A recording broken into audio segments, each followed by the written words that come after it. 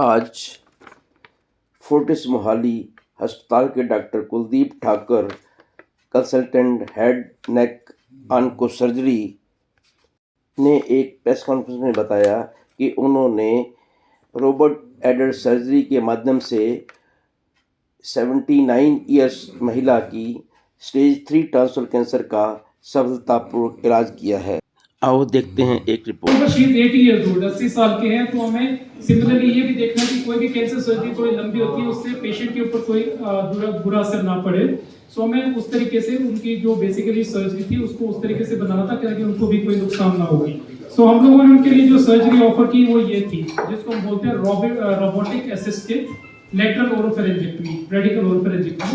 जो cancer surgeries होती है इसमें बेसिकली होता क्या कि जितना हमें ट्यूमर इसमें दिख रहा है, हमें उसके साथ एटलीस्ट 1 सेंटीमीटर मार्जिन और भी लेनी होती है साथ में, क्योंकि जितना ट्यूमर है वो तो हमें दिख रहा है, बट उसकी जड़ें कितनी डीप गई हुई है वो हमें मालूम नहीं है। तो उसके लिए हम क्या करते हैं कि इसके अराउंड 1 सेंटीमीटर नॉर्मल मार्जिन लेते हैं।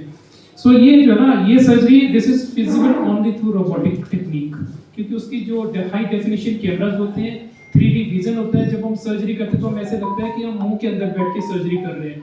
सो इसकी प्रिसीजन इतनी ज्यादा होती है। So we did this surgery and आप ये देख सकते हो, this is post operative day 3। जब हमने उनको तीसरे दिन हमने उनको डिस्चार्ज किया तो उस समय की ये पिक्चर थी। तो तीसरे दिन हम जो है ना उनको मुंह से पानी शुरू कर दिया था हमने, हालांकि हमने फीडिंग ट्यूब लगाया था। उसका रीजन ये था कि हम नहीं चाहते कि न्यूट्रिशन के साथ कोई भी कॉम्प्रोमाइज हो, राइट। सो और अभी 6 मंथ्स के बाद she is in my follow, she is absolutely free of disease and enjoying her life. मतलब उनको देख के ऐसे लगता नहीं कि कुछ ऐसी सर्जरी हुई थी, उनकी स्पीच बढ़िया, उनको सॉल्व अच्छा है। सो हमारे बेसिकली जो टारगेट तो ये थे, सबसे पहला ये था कि ट्यूमर एडिक्वेटली निकलना चाहिए। तो हम लोगों ने ट्यूमर एडिक्वेटली निकाला और जो 15 दिन बाद उनकी रिपोर्ट आई थी उसमें सारी मार्जिन फ्री थी, ठीक है जी। उसके बाद स्पीच, उनका बोलना बिल्कुल ठीक था, किसी को पता नहीं चलता कि कब वो सर्जरी हुआ था। हमने डे 3 पे डिस्चार्ज कर दिया था। स्वॉलो, खाना बिल्कुल ठीक खाते हैं, नॉर्मल खाते हैं। ये जरूर है कि पहले कुछ 10 दिन में थोड़ा सा नेजल रिगर्जिटेशन होता है, जो हम पानी पीते हैं नाक से बाहर निकलता है, बट इवेंचुअली आफ्टर 2-3 वीक जब पूरा हीलिंग होता है उसका पेशेंट नॉर्मल लाइफ जीता है। और एस्थेटिक आप देख सकते हो इस पेशेंट का, after 6 months everything is perfectly. हमने इनका सर्जरी किया था टॉन्सिल का, प्लस नेक डिसेक्शन किया था। हम लोग नेक डिसेक्शन भी रोबोटिकली करते हैं, मैं आपको बताऊंगा, बट इनका हमने इसलिए नहीं किया क्योंकि उसमें एडिशनल 3 आवर्स लगे हैं जो कि ये पेशेंट अफोर्ड नहीं कर सकता था। तो हमने नेक डिसेक्शन जस्ट एक 5 सेंटीमीटर इंसिजन से किया, आप देख सकते हो। सो उनके नेक नोड्स भी फ्री थे, प्लस प्राइमरी ट्यूमर भी फ्री था। सिमिलरली ये कुछ पेशेंट है जो मैंने अभी 10 दिन पहले ऑपरेट किए हैं, आप देख सकते हो same tonsillectomy basically radical tonsillectomy बोलते हैं इसको, या लेटरल ओरोफेरेंजेक्टमी बोलते हैं, जो रोबोटिक असिस्टेड करते हैं, प्लस नेक में इंसिजन लगाए। 10 दिन हुए, ये कंफर्टेबल आप देख सकते हो। इनको कोई किसी भी तरीके की फीडिंग ट्यूब नहीं है लगी हुई, ये मुंह से कंफर्टेबली खा रहे हैं, देखो है ना, is doing comfortable. Similarly another patient like this, only छोटा सा टॉन्सिल ट्यूमर है जो हमने भी ऑपरेट करना है इस वीक। तो इसके अलावा हम लोग, ये तो टॉन्सिल है जिसके लिए बहुत ही बढ़िया ये टेक्निक बहुत अच्छी है। उसके अलावा बेस ऑफ टंग में भी करते हैं, प्लस हम कुछ नेक ट्यूमर्स भी ऑपरेट करते हैं। फॉर एग्जांपल अगर हमें थायराइड करना है, काफी सारे लोग बोलते हैं कि नहीं मुझे स्किन नेक पे कोई भी इंसिजन नहीं चाहिए, तो उसमें हम लोग बेसिकली क्या करते हैं, चेस्ट में 5 इंसिजन देते हैं, वो 1-1 सेंटीमीटर के इंसिजन होते हैं जो फ्रंट पे, फिर यहाँ से हम लोग ऊपर जाते हैं नेक की तरफ, देन वी ऑपरेट। सिमिलरली जैसे नेक डिसेक्शन है, फॉर एग्जांपल ये पेशेंट है, she was a lady around 55 years old, छोटा सा ट्यूमर था टंग में। सो नेक में कोई नोड्स नहीं थे, बट ऑब्वियसली टंग कैंसर पहले नेक में जाएगा, तो मैं नेक बेसिकली हमें कैंसर के साथ नहीं चलना है, उससे एक स्टेप आगे चलना है। तो इससे पहले कि वो गले में जाए, हमें पहले गले के नोड सारे निकालने। सो इनका ये कंसर्न था कि मुझे नेक पे कोई भी इंसिजन नहीं चाहिए। सो व्हाट वी डिड, मुंह का जो कैंसर टंग का तो हमने इजीली मुंह से कर दिया, कोई एक्स्ट्रा चीरे की जरूरत नहीं है। बट जो नेक था वो हमने फिर रोबोटिक असिस्टेड नेक डिसेक्शन किया, मींस हम चेस्ट से ऊपर किया। आप यहाँ देख सकते हो, ये नेक है जिसमें हमारा रोबोट चेस्ट से ऊपर गया हुआ है, there is no incision on neck. सो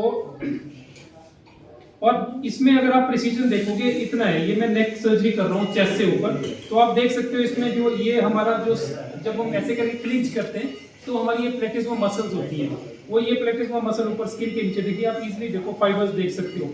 सो इसमें किसी भी तरीके का ट्रॉमा नहीं होता है। मोर ओवर जनरली जो नेक डिसेक्शन करते हैं उसमें तकरीबन 40 से 50 ml ब्लड लॉस होता ही है विद बेस्ट हैंड्स। इस टेक्निक में आप इमेजिन नहीं करोगे, जस्ट 2 न्यूरोपैथी डाली थी वो सोप थी। So that means the total blood loss was hardly 5 to 7 ml 7 ml.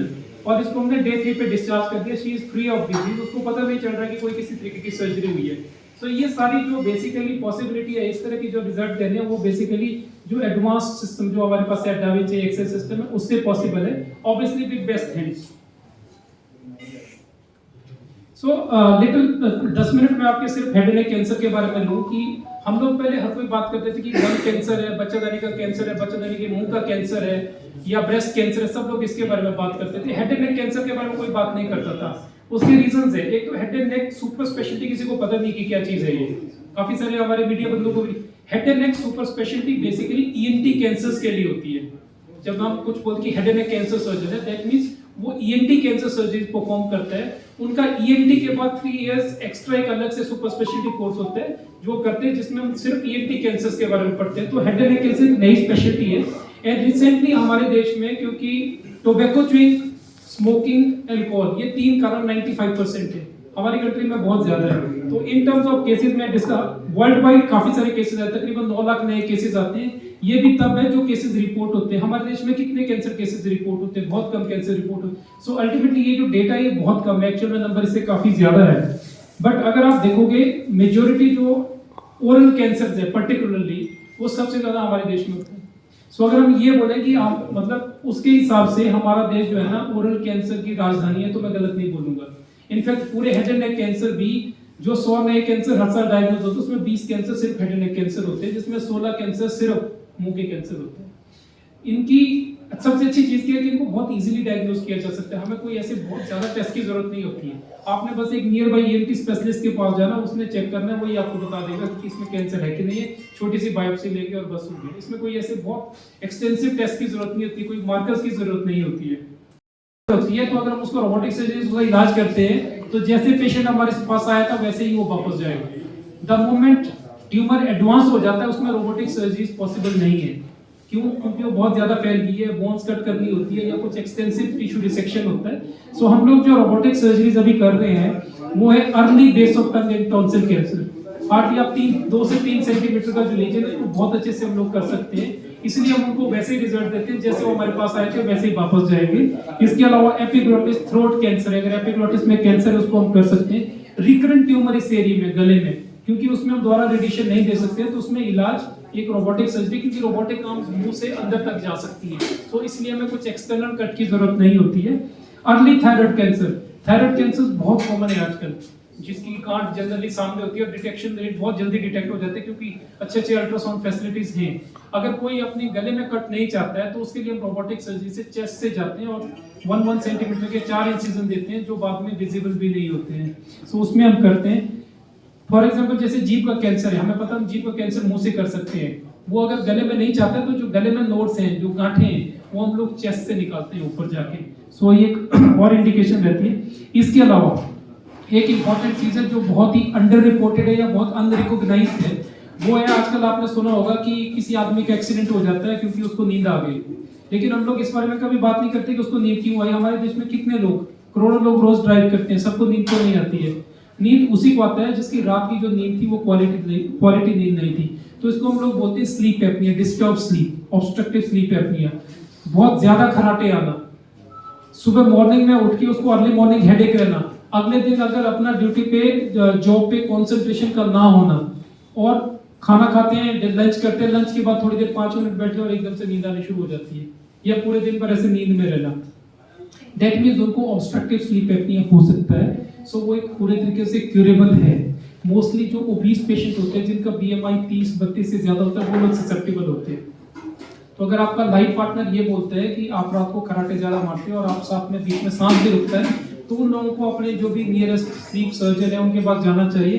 एक स्लीप स्टडी होती है, एग्जामिनेशन होता है, उनको रोबोटिक सर्जरी से बहुत अच्छे से कर सकते हैं. जस्ट 2 दिन हॉस्पिटल में एडमिनिस्ट्रेशन, तीसरे दिन वो डिस्चार्ज होकर चले जाते हैं. फेस पे कोई कट नहीं आता है, रोबोटिक आर्म्स अंदर डाल के हम लोग रास्ता खुला करते हैं. वो एक और इंडिकेशन है. एडवांटेजेस क्या है रोबोटिक सर्जरी की? मिनिमली इन्वेजिव है, कोई चीरा नहीं लगता एक्सटर्नल, सब कुछ हम अंदर से जो नेचुरल ओपनिंग्स है जैसे मुंह है तो मुंह से ही कर रहे हैं. प्रिसीजन बहुत ज़्यादा है। क्यों? क्योंकि 3 डायमेंशनल व्यू है, स्टीरियोस्कोपिक व्यू है। हम छोटे से छोटी वेसल इजीली रिकॉग्नाइज कर लेते हैं, ब्लीडिंग कम होती है, टिश्यू ट्रॉमा कम होता है, अननेसेसरी कटिंग नहीं होती है कहाँ पे भी, अननेसेसरी स्ट्रेचिंग कहीं पे नहीं होती है। और उसके अलावा पेशेंट को इमीडिएट, पेशेंट जैसे हमने आज ऑपरेट किया, कल पेशेंट चलता है, परसों छुट्टी हो जाती है, तो अर्ली मोबिलाइजेशन एक और इम्पोर्टेंट है। और जो स्कार है वो बिल्कुल छोटा होता है, अगर हम जैसे नेक सर्जरी चेस्ट से कर रहे हैं, छोटा स्कार होता है जो दिखता नहीं है।